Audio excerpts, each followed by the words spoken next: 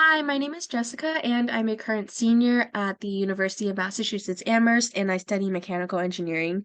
For my Mass URC presentation, my research project is formally titled Characterization of Tantalum Cold Spray Coatings Using Atomic Force Microscopy, and this research is with the advisor, Professor Stephen Noneman from UMass Amherst. So to briefly go over what cold spray is a thermal coating process discovered in the 1980s, and it's a process in which feedstock powder material is accelerated through a compressed gas chamber at very high impact velocities onto a desired substrate.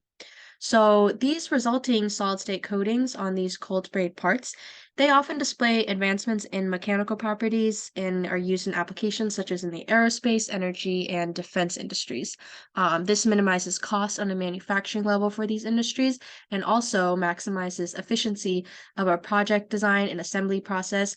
For example, spray techniques can result in additively manufactured parts, and these solid-state coatings can be beneficial for quick repairs and viable alternatives to replacing entire parts that cannot afford long periods of project delay.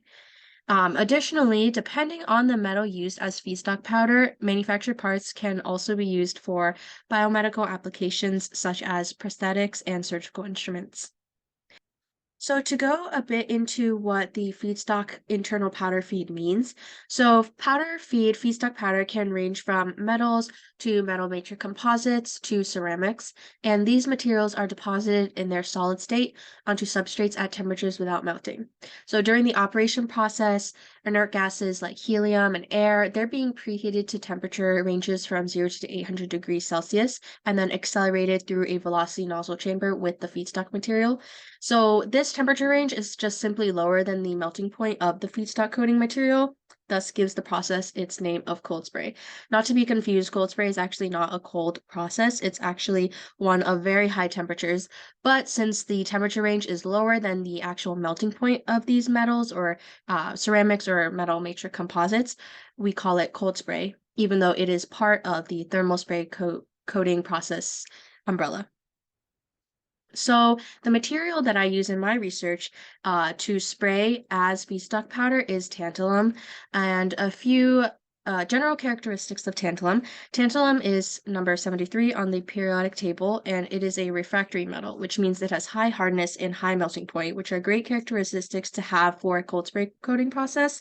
And it also displays corrosion resistance, which obviously will play a big part into the lifetime and durability of materials manufactured with tantalum.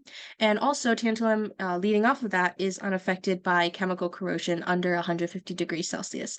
So, cold spray tantalum can also eliminate post-repair heat treatments because this can be costly and time-consuming. And general applications of tantalum, there's a lot within the medical field, as I mentioned before. There's low toxicity of tantalum, and there's great osteointegration capability. And what that is the direct structural and functional connection between a living bone and a carrying implant. And then also tantalum demonstrates good radio density, which is opacity to a radio wave and X-ray portion of a electromagnetic spectrum.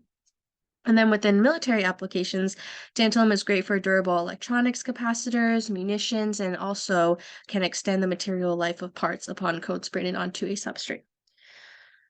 So what happens when cold spray materials spray onto the substrate? For example, when tantalum gets sprayed onto a substrate such as aluminum or stainless steel. So when the cold spray material sprays onto a substrate, nanostructures and microstructures can formulate at these material substrate interfaces, and this is caused by plastic deformation and adiabatic shear instability.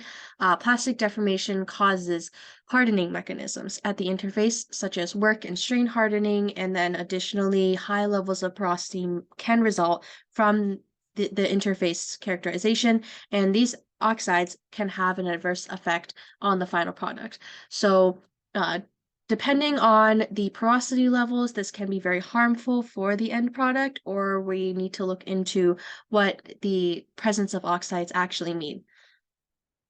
So, Current characterization techniques to see what happens at the structure interface of these microstructures.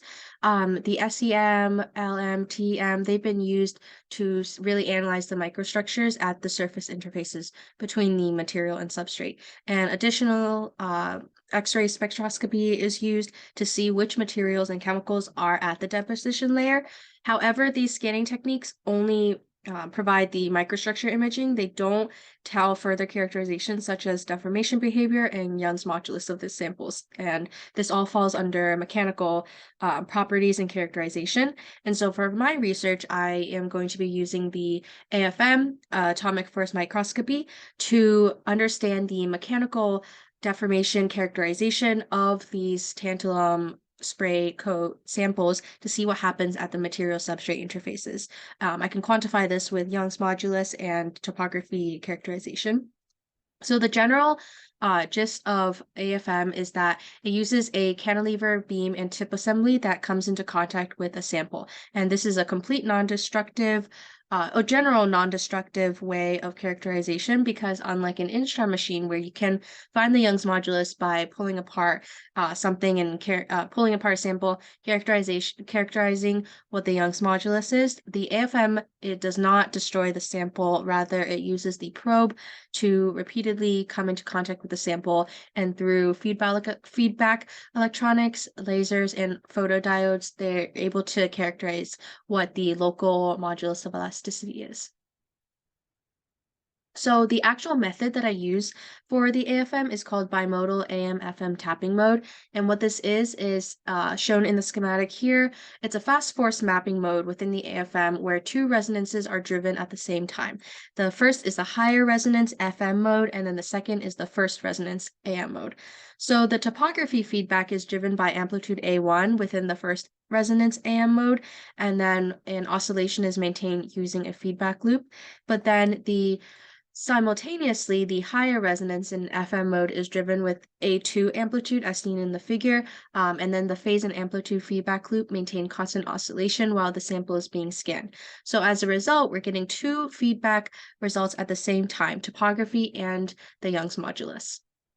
So the first method that I looked at and sample that I looked at was a tantalum aluminum substrate material sample. And what I was looking at was the oxide layer on top of the aluminum from a top view perspective, so a bird's eye view.